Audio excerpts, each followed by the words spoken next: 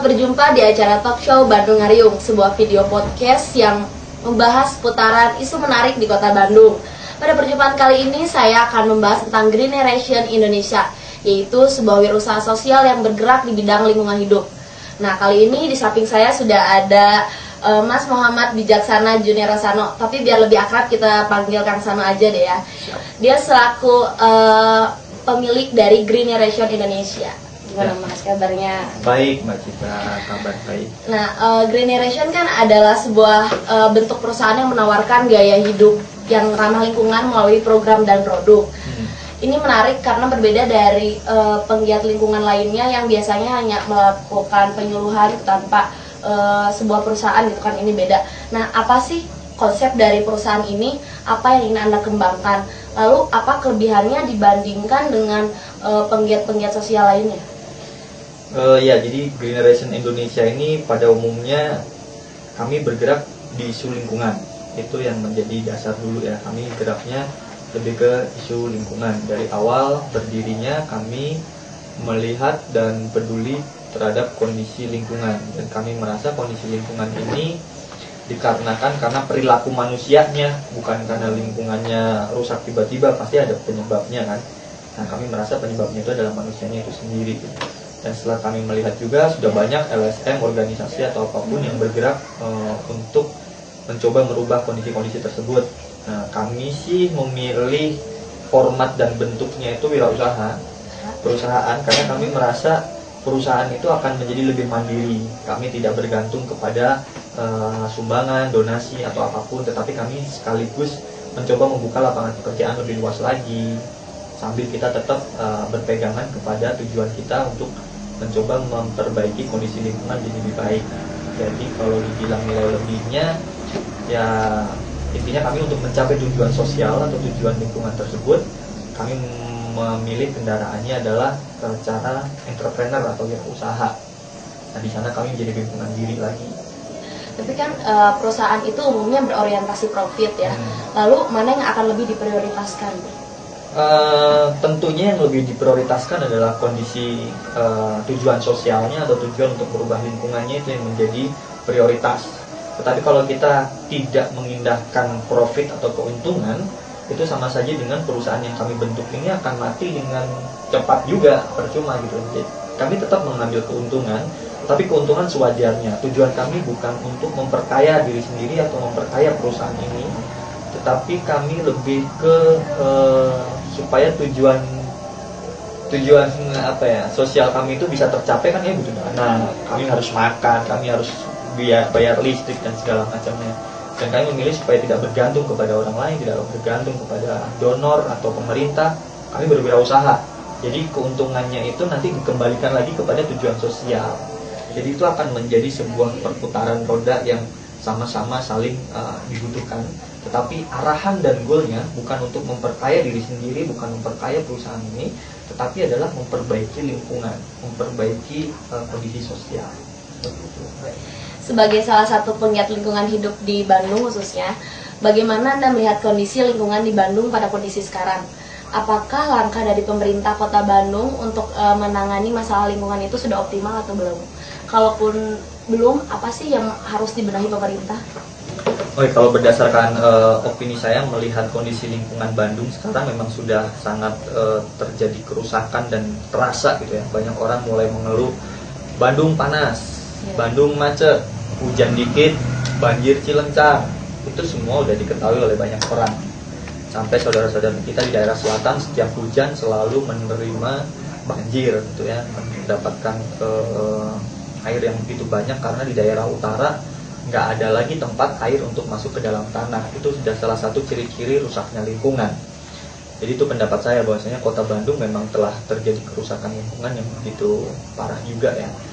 Nah, mengenai bagaimana peran pemerintah apakah sudah optimal, menurut saya mereka bisa lebih baik lagi dan banyak hal yang belum dilakukan secara optimal oleh pemerintah.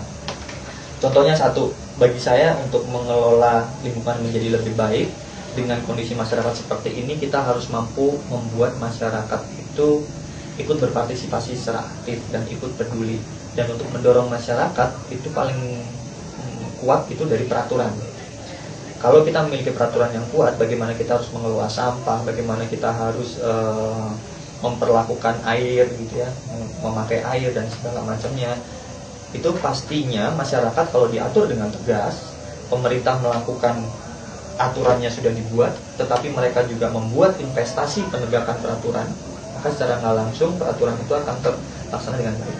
Contohnya, semua orang sekarang kalau naik motor pakai helm full face, karena takut kena tilang.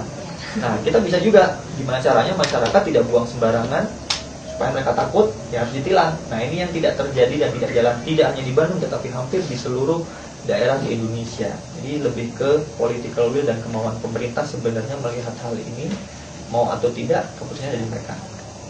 Jadi opini saya sebenarnya bisa ini kita merubah kalau misalkan kitanya juga sebagai masyarakat mendorong pemerintah untuk menjadi lebih baik.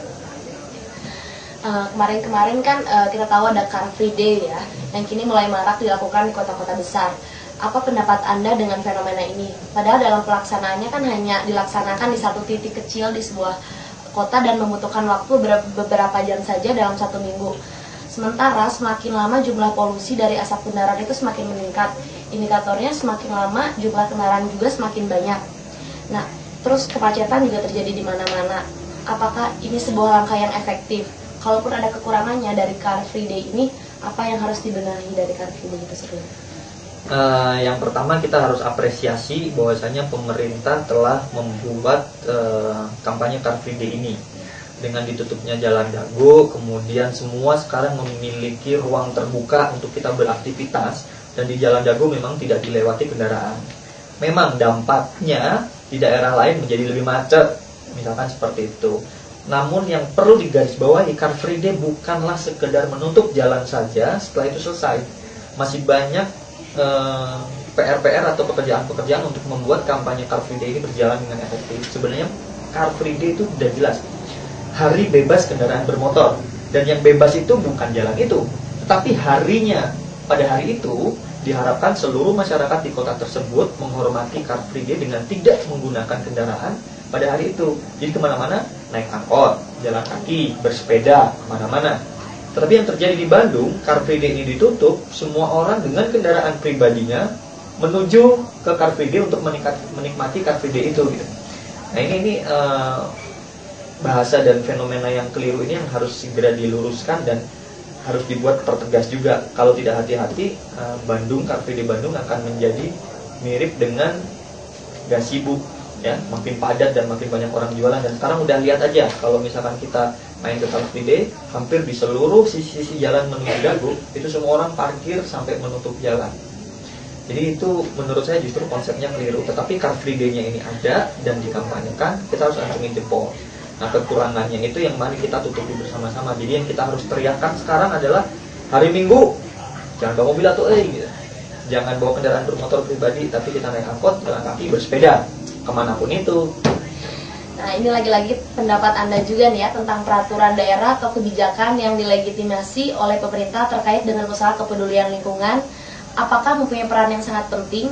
Karena jika hanya melakukan kampanye lingkungan dengan penyuluhan atau berbagai kegiatan yang bersifat momentum dalam menyelamatkan lingkungan, tidaklah efektif gitu ya, saya rasa juga. Tapi adanya sebuah kebijakan ataupun aturan yang tegas dan jelas dari pemerintah tentang masalah lingkungan. Contohnya banyak kan beberapa perusahaan yang melakukan pengerusakan alam yang menyebabkan berbagai bencana alam seperti banjir, longsor, dan polusi. Apakah hanya cukup dengan melakukan himbauan dapat menghentikan mereka dalam merusak lingkungan? Bukankah dengan memberikan sanksi, sanksinya yang tegas, mereka yang melakukan pengerusakan terhadap lingkungan merupakan tindakan preventif yang menjadikan tindakan itu lebih efektif? Nah,